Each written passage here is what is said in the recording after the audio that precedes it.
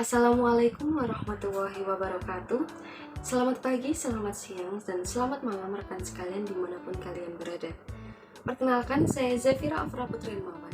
Rekan-rekan bisa panggil saya Zafira atau Ara.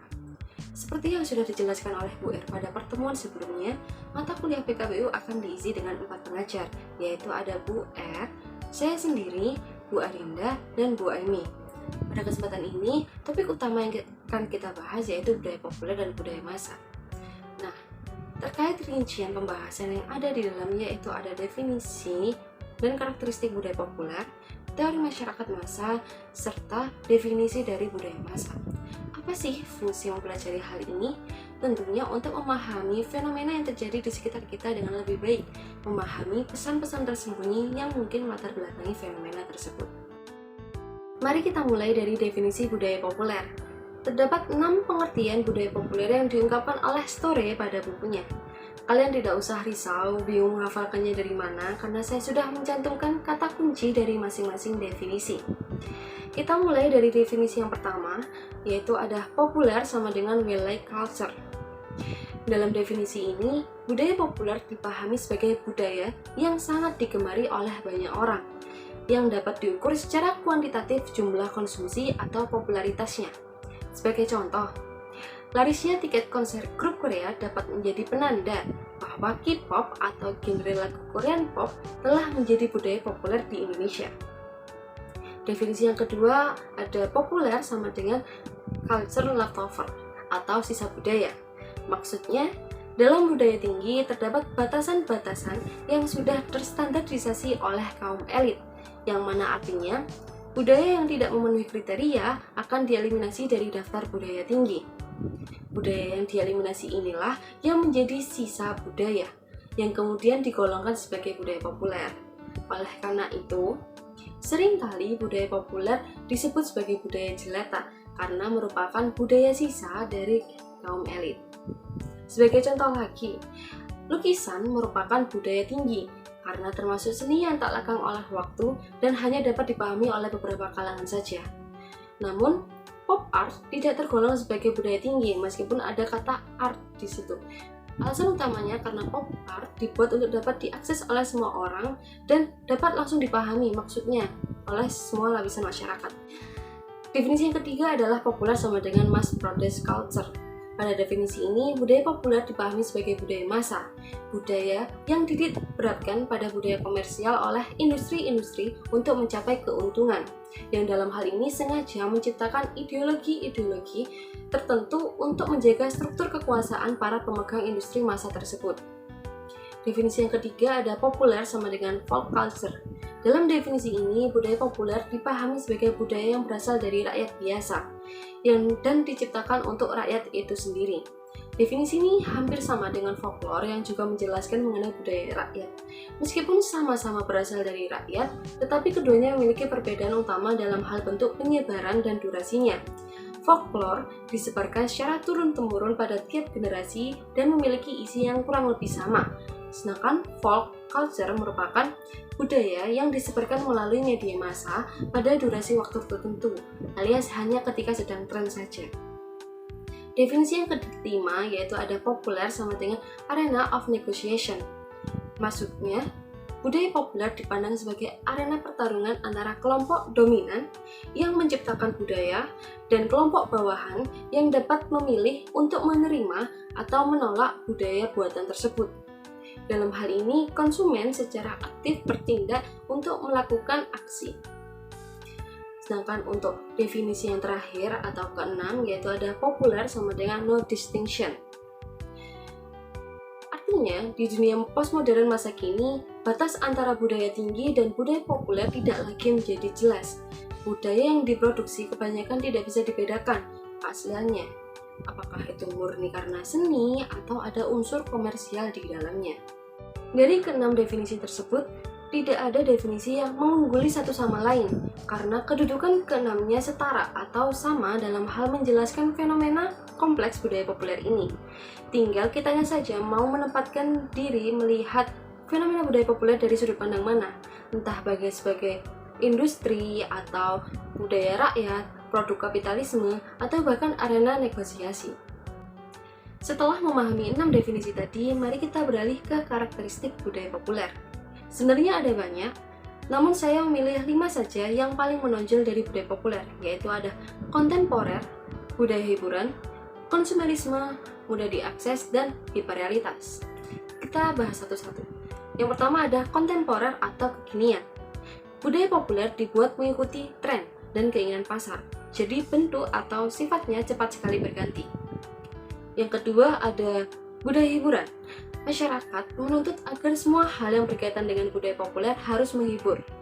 Olahraga yang membosankan untuk beberapa pihak harus bisa diolah menjadi sesuatu yang menghibur, sehingga terbentuk sportainment, yaitu penggabungan antara kata sport dan entertainment.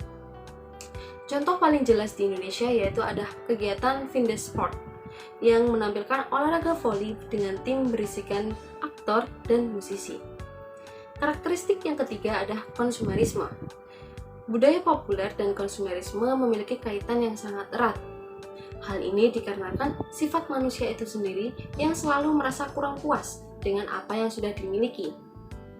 Jadi, kadangkala mereka secara sengaja membeli objek konsumsi, pakaian misalnya, secara berlebihan padahal sudah memiliki banyak baju di lemari rumahnya. Hanya karena bisa jadi takut kehilangan momentum maupun takut gayanya tidak menunjukkan tata kelasnya. Karakteristik yang ketiga yaitu mudah diakses.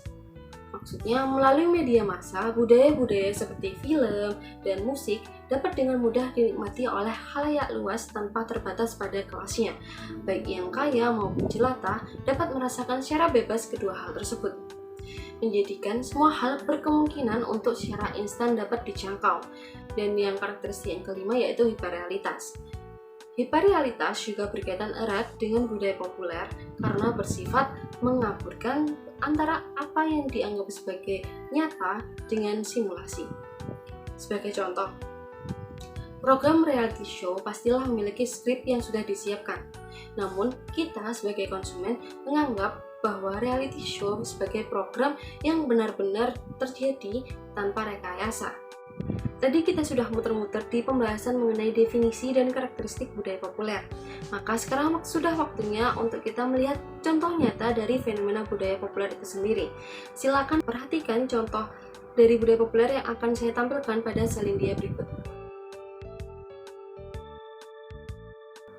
Cukup menarik bukan videonya? Pada video tersebut terjadi fenomena matchafikasi, di mana orang-orang mulai memasukkan bumbu matcha ke dalam produk selain teh tradisional. Dalam video tersebut, matchanya dicelupi ayam pop, sehingga seolah-olah matcha ini adalah saus. Fenomena matchafikasi ini cukup ramai dibicarakan di media massa, sehingga akhirnya dianggap sebagai tren masa kini. Contoh kedua dari budaya populer yaitu ada boy group Seventeen yang berasal dari Korea Selatan. Boy group tersebut termasuk artis Korea yang memiliki penggemar besar di Indonesia, yang dapat dibuktikan dengan larisnya tiket konser mereka, dan juga secara tidak langsung gaya kehidupan mereka memberi dampak kepada fansnya melalui produk yang digunakan atau diiklankan. Sekarang kita akan fokus ke budaya massa, tapi sebelum itu kita harus memahami terlebih dahulu apa itu massa. Massa adalah sekelompok orang dengan jumlah yang banyak sekali berada di suatu tempat yang sama atau tersebar. Masyarakat massa sendiri seringkali memiliki pegangan atau budaya yang mampu mencerminkan status dan selera mereka sebagai massa.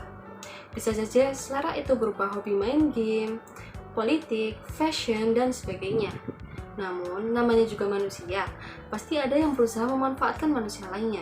Dalam hal ini adalah kaum elit berusaha mengontrol selera dan konsumsi massa melalui media massa, yang nantinya objek kontrol merupakan budaya massa. Nah, untuk definisi budaya massa sendiri, Srinati membagi definisinya menjadi dua yang dapat rekan-rekan baca pada layar salindia. Intinya, budaya massa merupakan budaya populer yang diproduksi agar dapat dinikmati oleh banyak orang, sekaligus memperoleh keuntungan darinya. Selain itu, produk budaya massa dimanfaatkan untuk menumpulkan respon mandiri khalayak luas, sehingga yang terjadi malah muncul respon instan terhadap budaya tersebut. Secara singkat, konsumen dilatih agar terbiasa dengan hal-hal yang berhubungan dengan fast seperti fast fashion, fast food, dan fast yang lainnya. Sebagai contoh, pada layar salindia terdapat poster film MCU atau Marvel Cinematic Universe, di mana film-film MCU memiliki formula penceritaan, gaya visual, dan struktur yang relatif terstandarisasi terkait konsep superhero, sehingga mudah sekali dicerna oleh konsumen dari berbagai kalangan. Selain itu, tersedianya film-film MCU di berbagai situs streaming mendukung kemudahan akses film ini. Orang-orang pun akhirnya berbondong-bondong untuk menonton film MCU dimanapun dan kapanpun saat mereka bisa. Dengan demikian menjadikan film-film pada MCU mampu menjangkau khalayak luas dan akhirnya digolongkan sebagai media massa. Berikut daftar referensi yang saya gunakan dalam menyusun materi hari ini.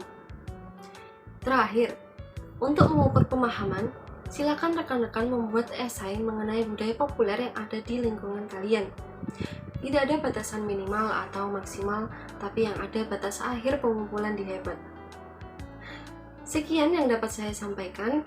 Semoga materi hari ini bermanfaat bagi kita semua, dan terima kasih atas perhatiannya. Sampai jumpa di pertemuan selanjutnya. Wassalamualaikum warahmatullahi wabarakatuh.